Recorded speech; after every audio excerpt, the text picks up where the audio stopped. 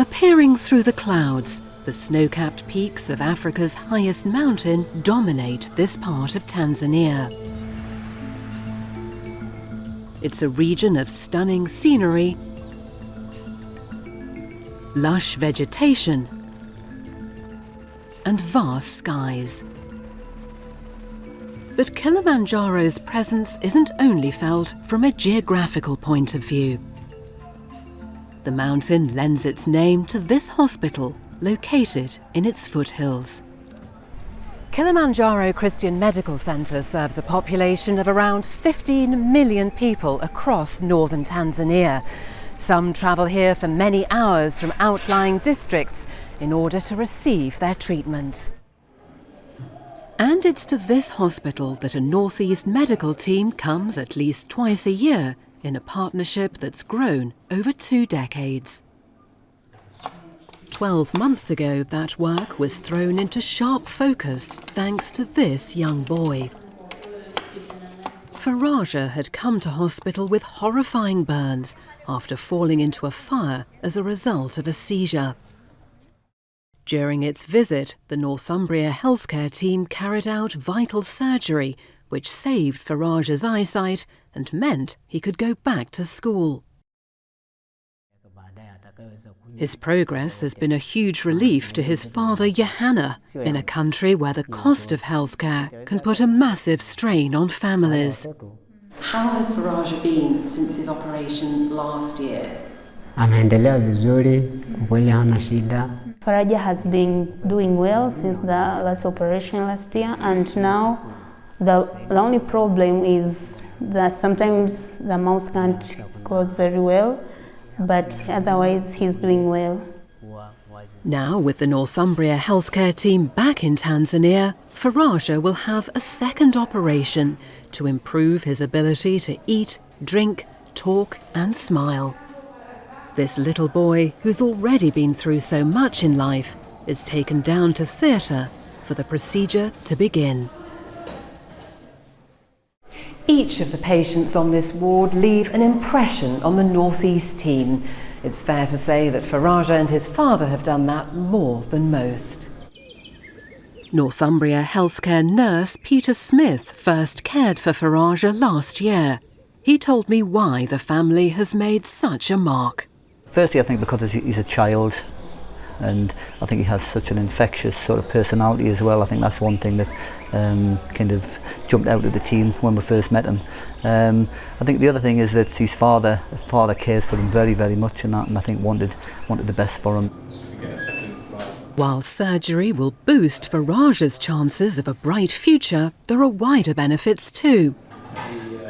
The visits are about sharing skills and expertise, which local staff then take on for themselves. Everyone's goal is the same. We're all here for the patients and we want to make them better. Doesn't matter where you are. Theatre nurse Katie Watts is from Blythe in Northumberland.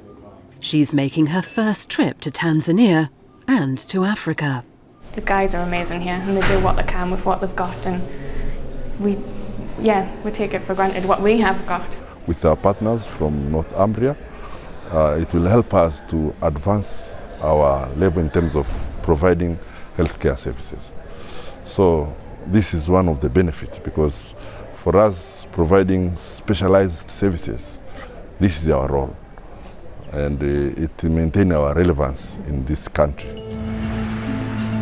Faraja's resilience has left a huge impression on the entire medical team. So it's no surprise when, 2 days after his operation, he's up and about. The relief for Father Johanna is clear. Telling me of his happiness, he thanks God and has praise for those who've treated his son. There's optimism too from the plastic surgeon who led the work in theatre. He's got a really wonderful opportunity to do well. We've been able to help him with his eyesight, with his general ability to survive in this country, to be able to go to school, to get a job, to have a wonderful life really, and that's amazing to be able to be part of that. For now, Faraja must recuperate, But longer term, his father has big ambitions for his young son. He hopes Faraja can excel at school and eventually make a positive contribution to the communities living in the shadow of Mount Kilimanjaro.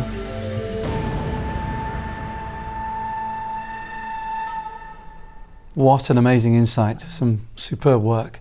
Helen joins us now, and you've given us there a real sense of how much this work means to everybody.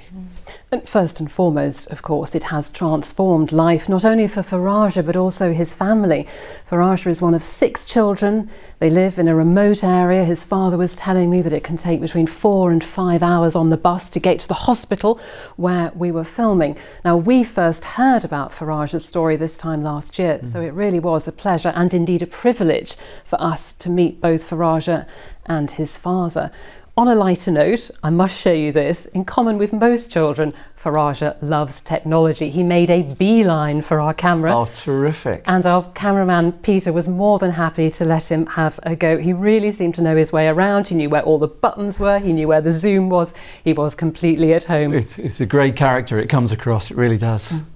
We'll give him a job.